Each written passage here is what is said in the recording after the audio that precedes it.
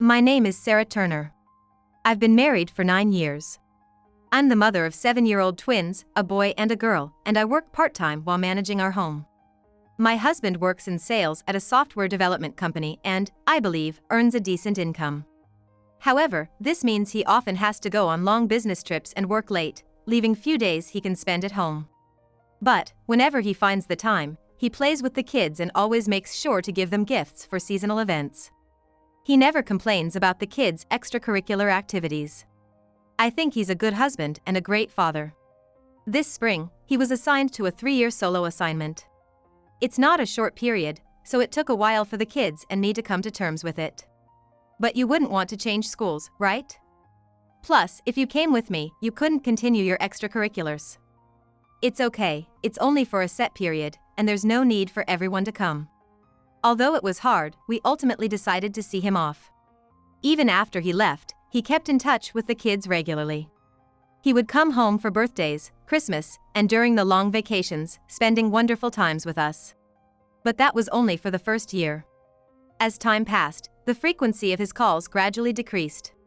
Now, in the 3rd year, winter has come, and he hasn't come home once. Soccer games, piano recitals, summer camp. He started breaking promises he made to the kids without a second thought. I get that work is tough, but please keep your promises to the kids. I'm not busy because I like it, you know. The kids are missing you. I know. But what can I do? It's work, after all. He said irritably and hung up the phone quickly. Lately, he's been harsher towards me as well. Surely, he must be very busy with work. After all, the 3-year assignment ends with the new year. I'm sure things will go back to how they were with my husband. I kept telling myself to just be patient until then. What do you mean you can't come home? I got called into an unexpected business meeting. There's nothing I can do about it. Today is the kid's birthday, you know? I know. I've transferred money for gifts, so they can buy whatever they like with it. Cut it out. Have you forgotten what the kids told you last time? They said they don't want presents, they just want to eat cake with you. To my indignation, my husband sighed deeply and replied, Look, I'm sorry, but can't you try to understand my situation a bit more? Excuse me? I'm working hard for our family, and it hurts to be criticized like this. It was as if he was suggesting I was the one being unreasonable, and I was speechless for a moment. Also, my assignment's been extended a bit longer than planned. So, I'll be staying here for a while longer. Wait, what? It was supposed to be for a limited time, wasn't it? If I work hard here a bit longer, I might get a promotion. In that case, we'll come over there. Why would you do that? It's obvious, isn't it? The kids are turning 10. Rather than letting them feel sad about being away from their father any longer, changing schools is. Don't be so selfish. The kids' lives are more important, aren't they? They have their friends and activities all here, and you want them to give all that up just for me? It's not good to make decisions based on emotions like that. Besides, realistically, we can't live on your salary alone, can we? If I cut back on work, the kids would have to go without. His points seemed valid on the surface. But what was this feeling of unease? At that moment, he seemed unusually anxious. It was as if he was desperate to keep us from joining him at his assignment location. In the end, he unilaterally informed me of the assignment extension and hung up. How am I supposed to explain this to the kids? As I was lost in thought, my phone rang again. Hello, Sarah? Sorry for the sudden call. It's the kids' birthday today, right? Happy birthday to them. Oh, Kelly. You remembered? Of course. They're my nephews, after all. Kelly is my husband's sister, a single mother with a 1-year-old son. She gets along with everyone and treats me like her best friend, making her the most trustworthy person in the family to me. You seem down. Everything okay? Yeah, actually, it looks like Daniel got caught up with work again. The kids were looking forward to celebrating their birthday, so I feel terrible. What? Again? Breaking a promise to the kids like that is just awful of him. Wait up. I'm gonna come over with a cake and my son right now. Saying that, Kelly abruptly hung up and, true to her word, showed up at my house with a cake within the hour. She also helped with cooking and played with the kids. Thanks to Kelly coming over, even after I told the kids Dad couldn't make it because of work, they were able to celebrate their birthday without feeling disappointed. Seriously? So, Daniel won't be coming home for a while longer? Yeah. Apparently, he might get a promotion or something. Sarah, are you okay with that? Not really. The kids are growing up so fast, and if we keep living apart from their father.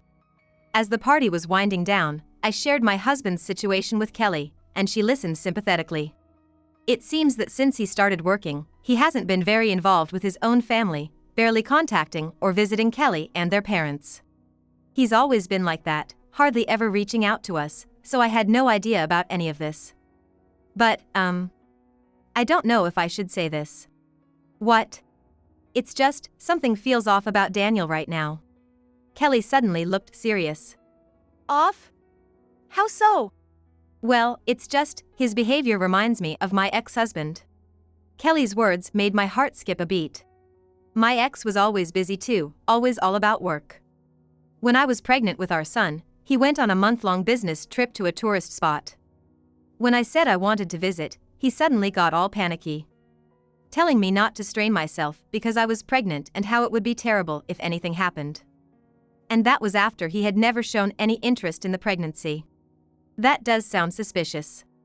Yeah, and when I finally went to surprise him, I found out he was living with his mistress. Just ridiculous. That's tough. I'm sorry you went through that. It was all I could do to respond, feeling drained. Hearing Kelly's story made all my worst fears seem all too real. Honestly, I hadn't been completely without suspicion. But he's the father of my children, and I wanted to believe that, despite the distance, our hearts were still connected. I still want to believe that. Oh, I'm sorry. I didn't mean to make you anxious with what I said. It's okay. Hey, Kelly. I hate to ask, but could you talk to Daniel? Lately, he hardly listens to me. Of course.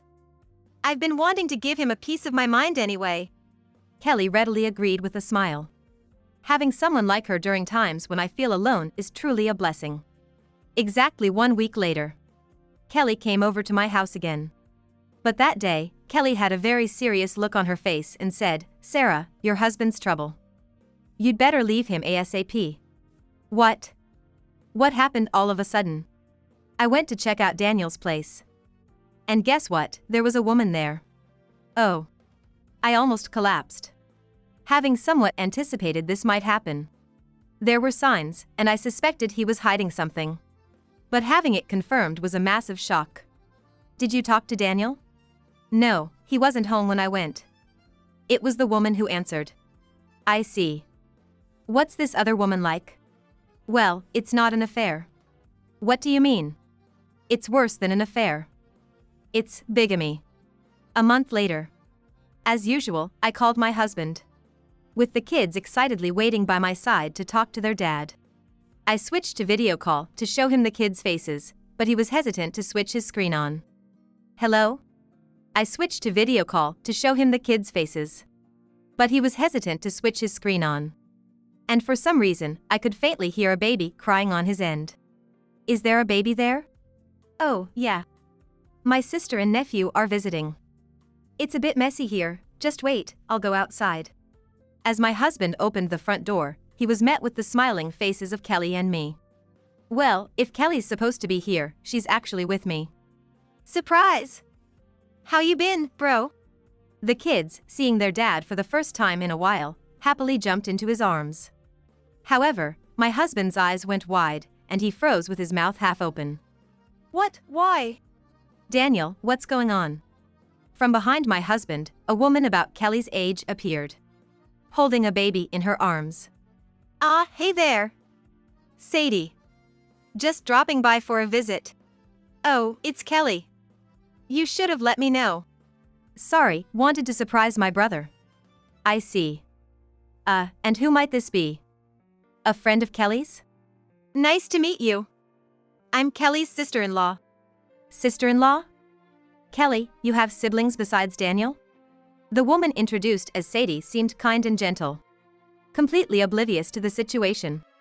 I'm Daniel's wife. Wait, hold on. What do you mean? We came to see the kid's father, what about it? Father? Wait, what? Daniel, is this? No, it's not what it looks like, it's… Excuse me, but what is your relationship with my husband? Your husband? What are you talking about? Daniel is my husband. We are married. And this child? This is our child, born earlier this year. I see.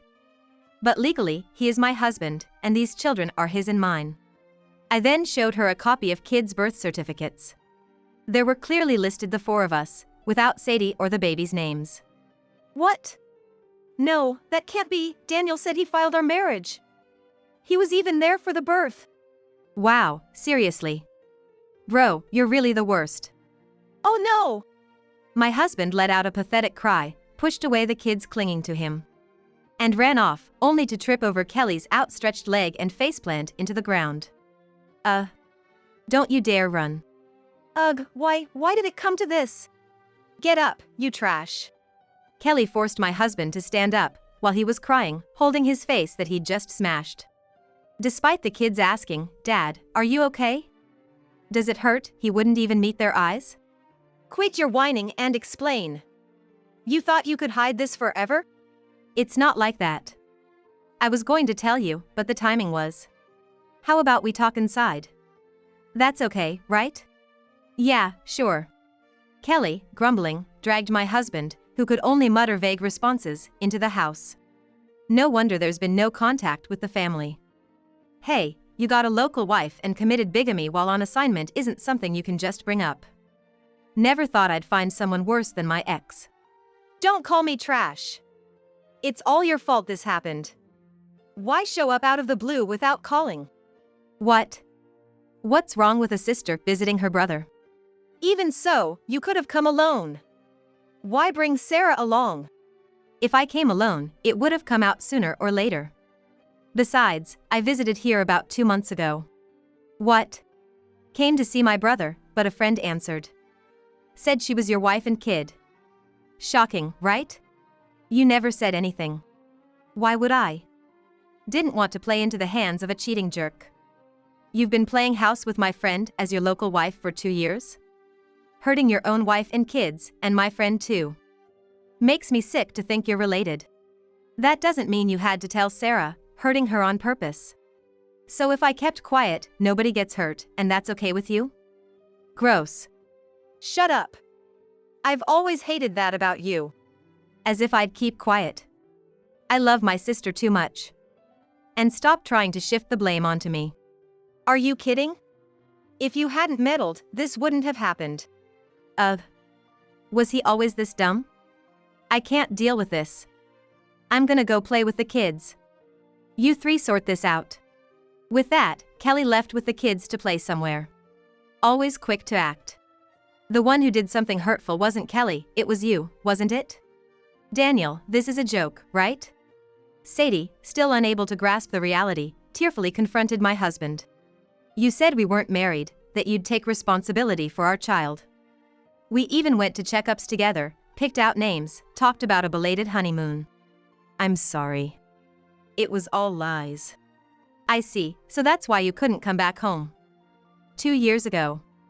That's when you started treating our family carelessly.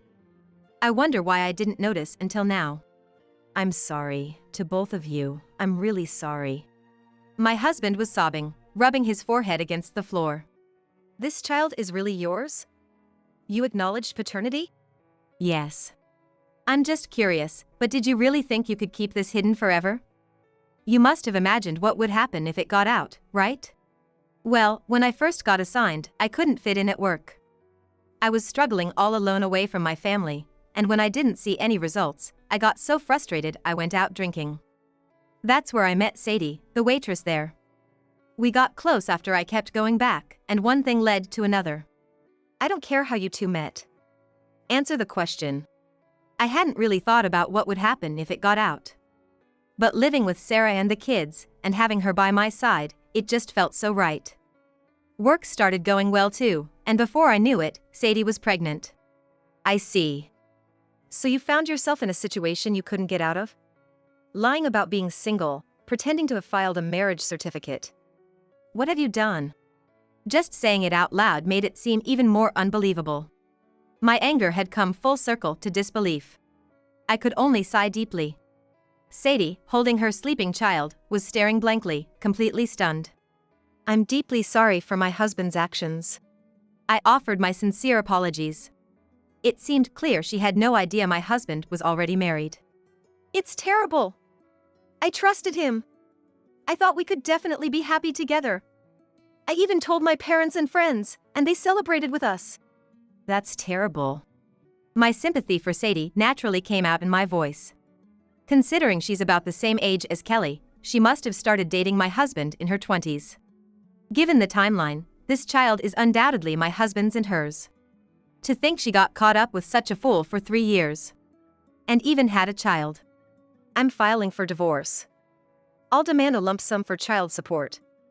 Having an affair in company housing is serious, so I'll have to report it to his employer too.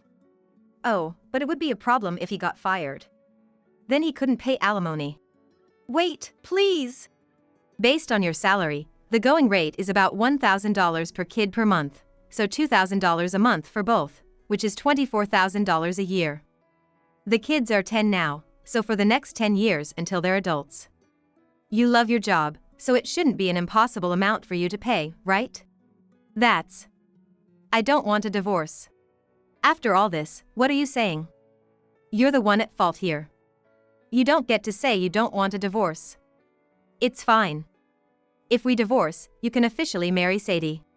No way. What? What do you mean no way? What about me and this child? It's not like that. I care about both Sarah and Sadie. What? I ended up loving both, so it can't be helped. Hearing my husband declare this so loudly left both me and Sadie speechless. I realized something over these 3 years. The kids, my job, everything is important to me. I can't do without any of it, and I can't just choose one over the others. That's why I've been making everyone happy. What is he even talking about? For a moment, I thought my head or ears were malfunctioning. I've been putting more into our household expenses to make sure Sarah and the kids aren't struggling, and here, I've been living properly as a family with her and the child. Looking at Sadie, she was just as shocked, her mouth agape in astonishment. Good, it wasn't just me thinking his words were madness. The promotion isn't a lie. If I work harder here, I can climb higher. I can provide a better life for both families. I'll buy everything you want, make sure you don't lack anything in terms of education or hobbies. I'll make everyone happy. So, shut up. That moment might have been the most authoritative my voice has ever sounded. Excuse me? What's all this nonsense about caring for me, Sadie, the kids, and your job? Making everyone happy, really? Are you out of your mind? Why are you angry? Isn't it natural to want to make everyone happy because they're all important to me? Don't joke with me. You haven't made anyone happy. You're just about to make everyone miserable. Don't you see? I shouted with all my might. Not caring that the baby woke up and started crying. Hey, calm down. The baby's crying. Shut up. Do you have any idea how lonely and anxious me and the kids have been while you were playing house with her? The soccer games. The piano recitals. How hard do you think? How hard they worked just to get praised by you. They did it all for that. And you just trampled over it with I have work. Is that what you call making us happy? I knew it was bad I couldn't show my face, but my earnings are why you could afford those activities. So you think sending money and letting the activities continue makes you content? Do you know what that means? It's like declaring yourself an ATM. And in exchange for not coming back to us, you've been physically present here for Sadie and this child as a husband and father. That's about it, right? Yeah, what's wrong with that? My kids had me all to themselves for 7 years, so it's only fair this child gets me to herself now. They're the older siblings, after all. Disgusting. Don't talk about those kids. Don't drag them into your twisted worldview. And if that's the case, you could have just told us openly. I need to make my other wife and child happy, so I can't come back. But no, what did you say? Don't be selfish, the kids' lives here are more important. If you thought what you were doing was right, there was no need to make me the villain, was there? I didn't tell you the truth because I didn't want to hurt you or the kids. So you admit that what you're doing is hurting people? What make everyone happy? Everything you're saying is shallow. My husband had nothing more to say and just looked down sadly. Was he seriously making these insane claims, or was he pretending to be delusional to escape reality? I'll say it again. I'm divorcing you. I'll take custody of the children. If you pay child support in a lump sum, I won't ask for alimony. It's going to be tens of thousands, which might be tough to pay all at once. Wait. All right, I'll leave Sadie. We never officially married anyway. If Sarah doesn't want me to, I won't see her or the child anymore. You're remarkably shameless. So that's what you want, right? You're saying that just makes me want to divorce you even more. Why? A person who throws away his girlfriend and child the moment it gets tough can't be trusted. So, I'm leaving him. You can do what you want after that. You can officially marry him if you want. No, I don't want someone like him either. What? Why would you say that? I've been with you and the kids as a family until now. Don't act like a family man after saying you'd abandon me and the child. Right. I'm glad you're a sensible person. I'm really sorry my husband caused you trouble. This qualifies as serious marriage fraud, so feel free to do as you like. Yes, I'll also demand alimony and child support and then leave him. Thanks to Mrs. Turner, I've woken up. Thank you so much. You should file a non-acceptance notice then. With him, who knows, he might try to register your marriage without permission. I didn't know that. Thank you. See? We and the kids are all important, right?